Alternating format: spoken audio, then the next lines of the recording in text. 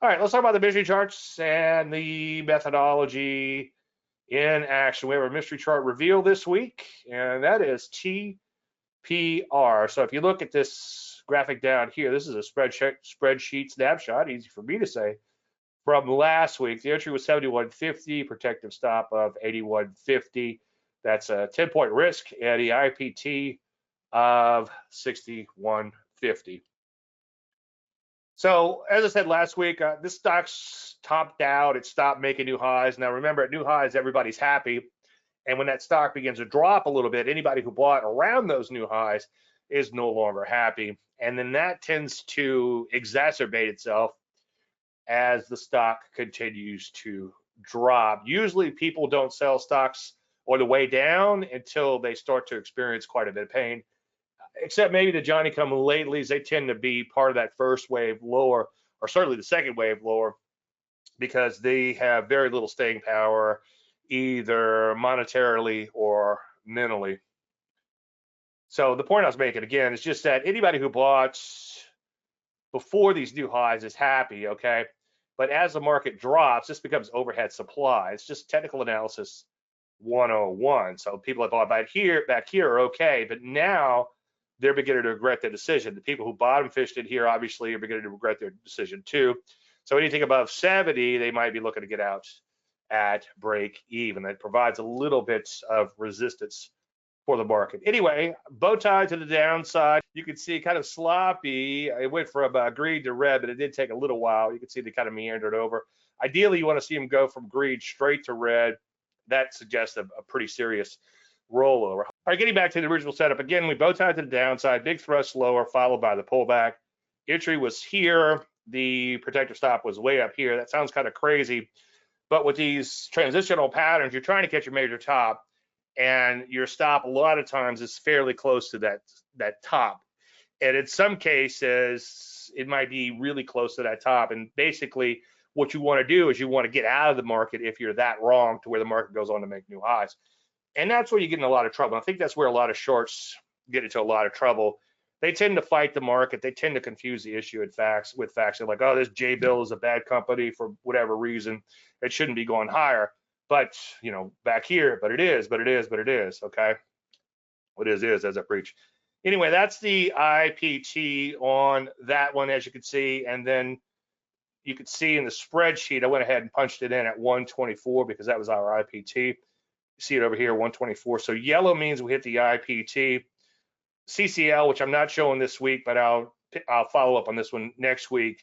You can see we did get that initial 1% move that we're looking for off of it, off 100K account, so that's $1,000. Again, I played the options on this one, and I just thought I would reload at some point in time, and that's a short side. I never let you back in sometimes. And then you can see that we're in longer term trend following mode on the remainder, and we're doing okay. $1,475. Now the JBL, the entry was, I'll show you the options plays on this one in just 1 second. But the entry was 142, and there was a little slippage around the entry, so I put 141.70. Looked like about a plausible entry on that one. Again, I didn't outright short JBL. I took the options positions on that one. Anyway, so right around $1,000. The first half of the trade is not where you're going to get rich. That helps to keep the lights on. It helps to keep you in the game. It helps to cover some losses, right? And the real money's in the second loaf. So if you're not getting quite that 1% on the first loaf, that's okay. But try to get as close to 1% as you can. Now, in some cases, the market might just gap down and keep on going on short. So you might be able to trail out intraday and squeeze out a little bit more than 1%. That's a little discretion there that could help you out. So this is one, I thought I had it in here, but I didn't update it. So this was the CCL, that was the bow tie. And again, you can see it switched from uptrend proper order to downtrend proper order fairly quickly, a day or two, but it does have that nice bow tie appearance, as you can see. Thrust lower, entry was there, stop was up here, initial profit target was down there, and you can see it retrace back up since, and now, of course, it's going back down once again. Anyway, when that occurs, when you hit that IPT, your stop goes to break even on the remainder. And the idea is to establish a free position, so to speak, to free roll on that. Okay. Any questions thus far? Okay, so TPR, what I did initially with that one was, this was on the 28th of March, and I knew I had to establish a position, and the options were expiring on that day. So these are 0 DTE. D is days, T is till, and E is expiration. So 0 DTE means those options expire today, okay? So any option, if it's a 100-day option on day 100, is a 0 DTE, right? I know we have new 0 DTE options out like XSP and things like that. Anyway, so they were 25 cents for these out of the money 71s at the time. So I was like, well, hang on a second. I need to short 200 shares to mimic the service. That's a $2,000 risk.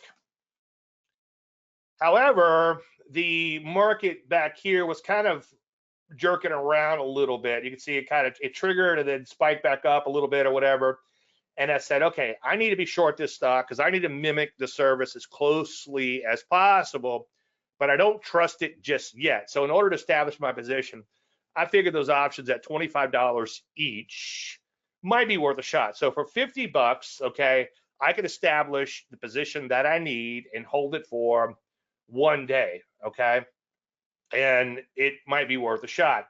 Now, normally in a case like this, I'll flip out half on a double, but in this case, I said, well, let me just hold on because I'm supposed to be short this stock anyway. So I bought the 0 DTE options right there. And I figured, again, they weren't that far out of the money, less than a point out the money for 25 cents. Now, I've gotten in a lot of trouble doing this in the past, so I don't want to talk out of both sides of my mouth. I want to let you know that stuff could happen, right? A lot of times options just seem insanely cheap, not from a modeling standpoint. I don't want to get into all that stuff. Everybody's got the same model, so that doesn't matter. That's a wash. I kind of go by feel a little bit. I'm like, well, hang on a second. So for 50 bucks, I would normally risk $2,000 in this trade, so I could risk 50 bucks, at least in the model account. Now, I did this across multiple accounts, and I did this option of trading across multiple accounts. So it's spread out, but in this particular case, with the model account for 50 bucks, I can establish a position. And if it doesn't work out, then at the end of the day, I can decide whether or not I want to short the market. If it makes a major reversal, goes straight back up, then it's like, well, so what? I lost 50 bucks. Okay, we have pizza tonight instead of steaks, and then nobody knows, right? It didn't get hurt too bad. One other point I want to make, I didn't close the loop on it, is a lot of times when you see those really cheap options, you can't understand why they're so cheap. Sometimes it's like, especially if you buy them, all of a sudden they expire worthless and you realize why they were so cheap. So keep in mind, the guy other than a trade is probably a little smarter than you, unless you're a crazy options expert like Larry McMillan. He's probably the guy on the other side of the trade. But just because something's cheap, you don't want to buy it. But I justified this with, okay, it's only 50 bucks, okay? And I get, again, I'm beating a dead horse here, but I get to establish a position. And for 50 bucks, I could go about my life. And at the end of the day, I can decide whether or not I want to be short this stock. So again, usually when I buy these S&G type of positions, I'll flip them out at a double, half at a double, so I get a free roll and remainder. Now, I also decided to go ahead and put on my position for the stock because the stock began to drop a little bit. So this would be I would mimicking what I wanted to do with the service. So I went ahead and bought two of those. What puts were those? Those were 75 puts at 465. And that seemed kind of cheap to me also because they were fairly deep into the money already. Now, again, normally if I'm taking a small option trade like that out of the money, super speculative, I'll flip out half on a double so I get a free roll. But this thing began to break down. And as it was beginning to break down, I thought to myself, I was like, well, hang on, Dave, you want to keep that position on just to see how it works out. Let's go ahead and just keep it on. It was only 50 bucks. Maybe you got a chance to make some real money here. And then again, after the beginning to move in my favor, I decided that I also wanted to go ahead and establish a longer term position on this particular stock. So I sold one at 125, which is what's that, 400% or 5%? 5% gain. I know it's fuzzy math. It's 100 bucks, right? And then I exited the rest on the close for right around the intrinsic value of the stock. So again, I outlaid 50 bucks. There's some commissions in here, so add in a few bucks for that. It's negligible. Made 125 or got back 125, and then I got back 165 on the close. So add that all up, it's a $140 day trade. Now I wasn't going in saying I'm making this day trade. I went in to say $50 is what it's going to cost me to establish a position in this stock. I know I'm beating a dead horse, but options can get complex, and I know I'm going to get a lot of questions on that. All right. Now, here's the thing. Obviously, I just showed you a smoke them if you got them situation, and that means if you hit the initial profit target, you're taking off half, and you're getting that stop to break even. Now, when you come in, and futures are down 200 points, and stocks are just getting annihilated, okay? That's a good time. Whenever you pull your calculator out and see how much money you made, that's a good time to lighten up a little bit. And even if you're not to that initial profit target where it's like smoke them if you got them type of situation, sometimes you might want to not look that gift horse in the mouth. And as Linda Rasky says, feed the ducks while they're quacking, because it's so oversold so fast, you're going to have a bounce against you. So it's okay to lock and load on some of those profits. Now, let me show you what I did with the options in the TPR. So again, I did that trade I showed you, that day trade, and you can see that's in here too. 0.25, 125, and 65 for the buy and the sells respectively. And then I went ahead and picked up some in the money 465s. I'm sorry, in the money 75 puts, okay? So that was, I forget exactly which day that was now, but it was back here somewhere to where the stock was nicely in the money. Oh, there it is right there. I have an arrow. So right here, I bought them and the stock was around 71 or somewhere around there. And then, so that's like 4 points in the money. And again, to me, 65 cents for a few weeks doesn't seem like a lot of money. Now, maybe some of your option guys are like, oh, Dave, that's an implied of whatever. But to me, I'm like, I could pay 65 cents for these options, plus the intrinsic, of course, and I can sleep at night, okay, as opposed to having open-ended potential risk with a short. But anyway, I bailed out on one this morning, and it wasn't quite to that double that I like on these options. Now, let me rewind that a little bit. Ideally, if it's an S&G type option like the one I bought for 25 cents, like if I'd have bought 10 of those in this account, I certainly would have flipped out 5 at 50, okay, just to cover my cost. But just that small position that I took to mimic the position of the underlying stock, I said, well, let me just hang on, see what happens, and we'll get out half at a profit and then half at the end of the day.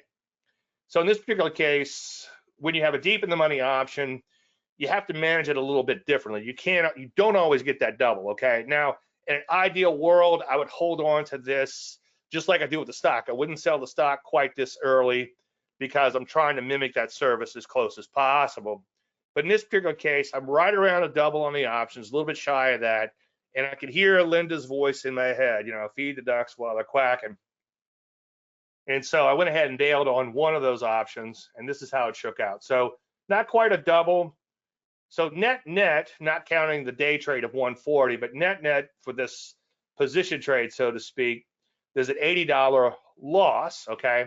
And then now I need to kind of think about possibly rolling down the option or dealing with the option. Remember, a lot of moving parts with options. The problem now is the implieds are through the roof because the market just crashed, okay? The bomb's already blown up.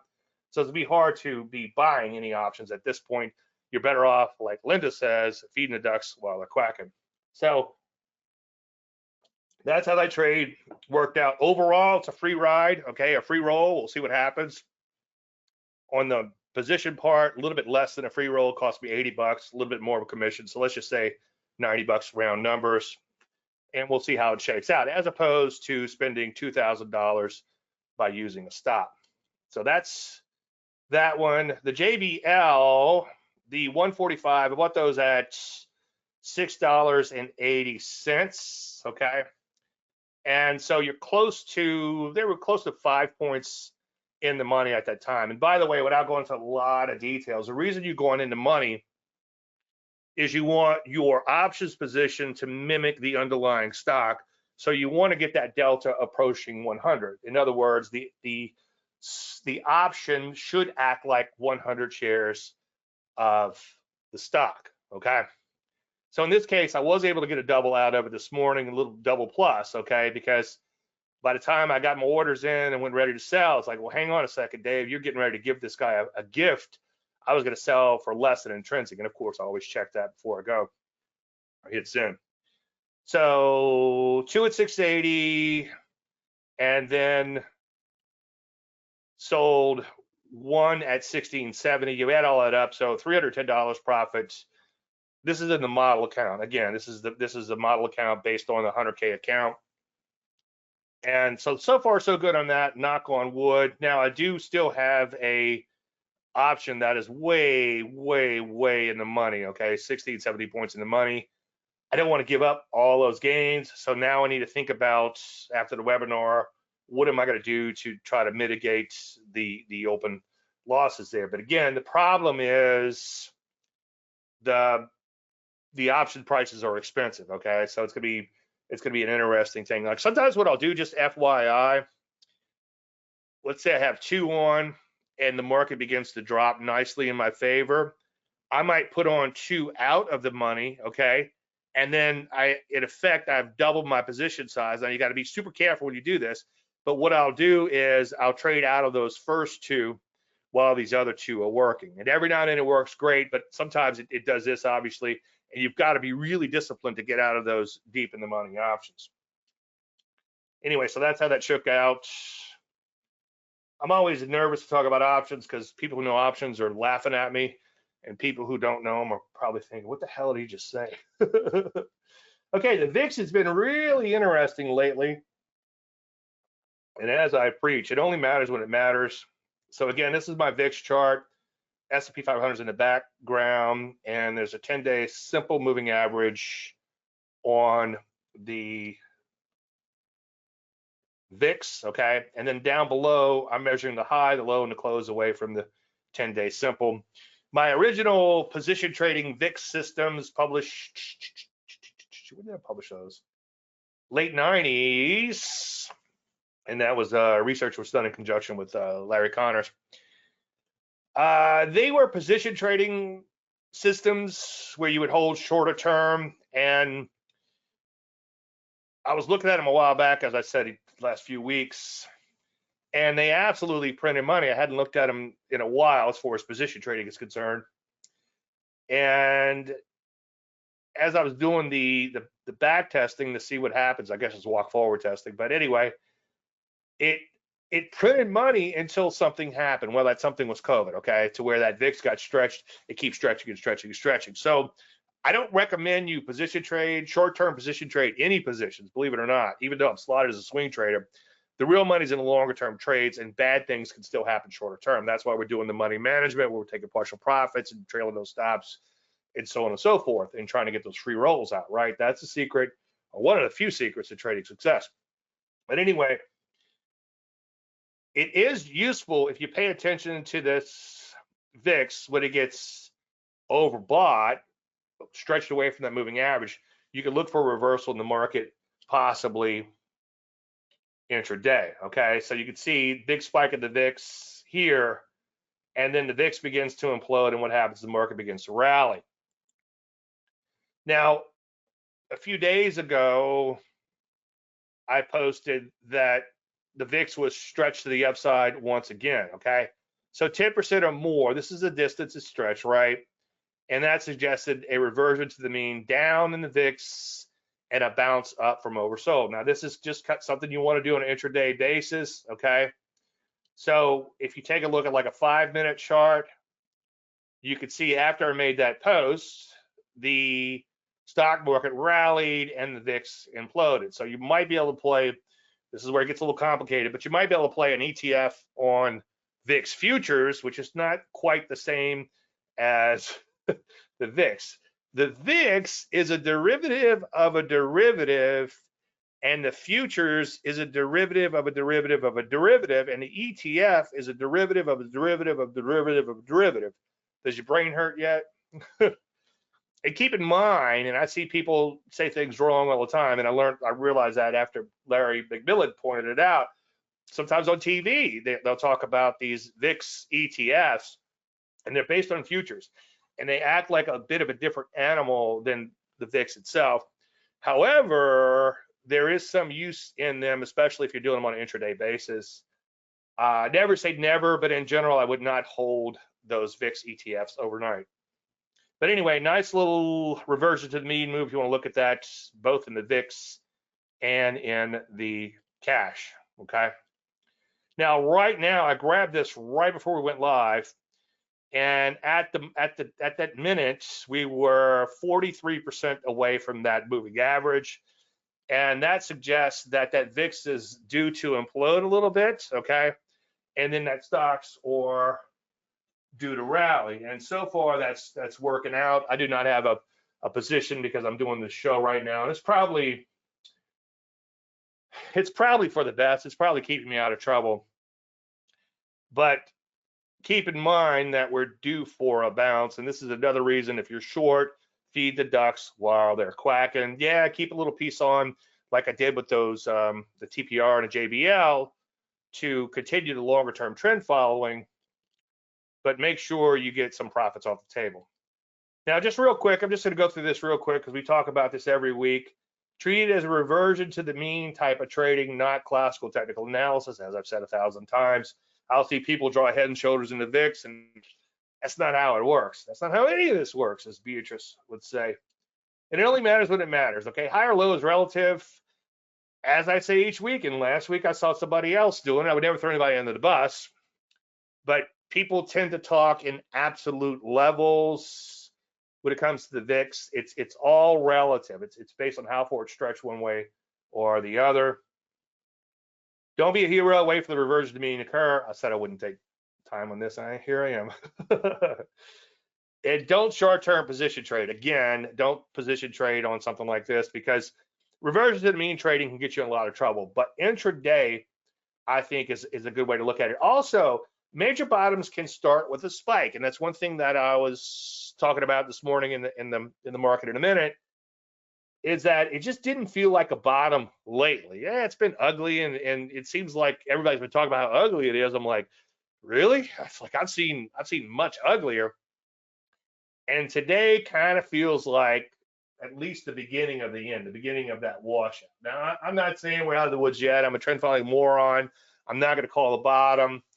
But if this VIX continues to spike like it has been and spikes even further, it gets 60 or 80%, 100% away, or 10% away from that moving average, then we might have a temporary bottom in place, okay? Check back often. It's good to use as a gauge for, again, overbought and oversold. All right, real quick, TFM 10% system, without going through all the rules, we are on the cusp of a sell, okay? Now, a little asterisk there is if we close below this level on Friday. So a close below the 10% line, which is 10% of the 50-week closing high, which would be right there, okay? Right there. We just made a 50-week closing high a few weeks back. How crazy is that? And now we're way down here. So we are 10% or more away from that 50-week closing high, and we're below the 50-week closing moving average, okay? So simple moving average, 50-week SMA. So on Friday, because this research was done on a calendar chart, which is kind of scary, we got to make it through today and most of tomorrow, obviously, Friday's close. If we are down below that, looks like 5,500, if I could see it, line, then it would definitely be a sell. Now, as you know, the Qs hit a sell signal a few weeks back, and we exited that trade. This little 1 and 2 needs to be way back here. So I did, when I updated the chart, I forgot to move it over. And that was just 2 bars of Landry light. That was the buy right there. So pretty good run, better than poke in the eye if this is the end, but we're getting closer to it. All right, a couple things we'll talk about with the Landry 100. As I've been saying the last few weeks, it hasn't done well lately, and that's no big shocker, okay? But this is an experiment, except for I did use a little real money with it and got a little burnt in the process, but we'll talk about that in just 1 second. Now, one thing that's kind of cool is that these are all bought at brand new highs. And the thing that's kind of cool, as I'll show you in 1 second, is that it helps for you to see where the money's flowing, okay? So all are bought at new highs, and this one's up 83% round number. So it was bought right there, kind of a stealthy closing high. I have a simple little formula, which I can give you if you want, which is just looking at the yearly 52-week, that is, closing highs, and where are we relative to that. So if it's 1 or 100%, however you want to look at it, then it would be a potential buy, okay? So that was where it was bought. And then obviously it's had some gyrations since, but it's up 82% since then. Now, this is the cool part. I was getting a little ahead of myself there. Now, what's great about doing something like this is it shows you where the momentum is flowing, okay? And I didn't even realize it, but I have Berkshire Hathaway as one of the stocks in here because I just said, okay, that looks good. It's making new highs. Let's put it in the list. And that's being a true technician, because normally I'm not a fan of something like Berkshire. And, maybe I'm just jealous, but every now and then Berkshire loses half. They lose half of your money. And he's touted as the greatest guy in the world. Well, any other hedge fund, okay, in the world would be out of business if they lost half of your money, right? But anyway, I digress. But what's kind of cool is you can see that neck, it says basic materials, but that's a silver stock, okay? So you got a silver stock, metals and mining, whatever. And then you've got a grocery store, you've got Philip Morris, which is tobacco. So those are defensive stores because you're still gonna have to eat and smoke. For those of you who smoke, you probably can smoke even more in a bear market, right? Some healthcare, some utilities, so you can kind of see where the money's flowing. As you go further down, there's another gold stock, okay? AT&T, I don't know why it's defying gravity, but I just have it in the list. So when you zoom in, you can see them a little bit better. And again, there's a gold stock, a grocery stock, a tobacco stock, healthcare, which is not really doing fantastic right now, but it can trade constant to the overall market. A brokerage, CME, or an exchange, I should say. So, like I think it was Gary Kultbaum pointed out the other day, the bookies are doing well, okay? Because there's a lot of buying and selling going on. AEM, again, another gold stock. So it really helps you to see where the money is flowing. It's a great experiment, if I say so myself. And this is left over from last week, but a lot of golds and metals were in it at least last week. Couple random thoughts. Momentum ends badly. Now, when I put that in there, initially, my point was that, okay, you're trend following and you're up 200%, and then you get stopped out and you make 150% or 175%, whatever the case may be. All trades eventually end badly from a trend following perspective. And by the way, the only way to ever make money in the market is to capture a trend, right? So I'm going to show you a case where it really ended badly, and it happens. Spell with a silent SH. Relative strength in a bear market is okay, but they eventually find you. I showed like the Abbott, which was a drug company. Drugs were doing really well. Major drugs were doing really well in spite of the overall market, but it's almost like the market caught up to them. So be careful buying the strongest stocks in a bear market unless they can trade contra to the overall market, something like the golds, okay? But that's where the list, again, because I'm not judging the stocks that go in. I'm just throwing them in there for this live experiment, or this ongoing experiment, I should say. It's still a great way to see the money flows. I saw those major drugs come in and then they stopped out, and now I'm seeing some super defensive stocks come in and lots of gold still coming in and things like that. So it's good to see the money flows again. Now, here's a case where it really ends badly. Now, I don't have any money management in this list whatsoever. I probably should put some. What I did with a live experiment personally was take small positions in a lot of these, and I was establishing a portfolio. And I decided that I would take profits at 100%. So you can see I took a small position here, like $1,000 or something like that. And then I sold half of the shares and I made $515 on the trade. Now, of course, the remainder of it is worthless. Okay, so the whole thing was kind of you could kind of look at it as an exercise of futility. I put about 1,000 in, 1,000 came out, and then now I have a free position, so to speak, that's not worth shit. But you can see, so in the Landry 100, when I took it out, that's a 90% loss. Okay, so that obviously ended badly, but the original ended badly. It's like this KC. I think this KC, I don't remember exactly how much, but if you go in and watch prior presentations or just plot the chart, prior to 328, it was a lot higher than 113%. So anyway, that's the Landry 100 for what it's worth. Great exercise, if I say so myself, in managing that portfolio, so to speak. I learned a ton from the process. It reminds me of a ton, and it really does give you that proof of concept when it comes to trend following. And again, not to beat a dead horse, it kind of steers you into the direction of where the little money that's still buying is flowing.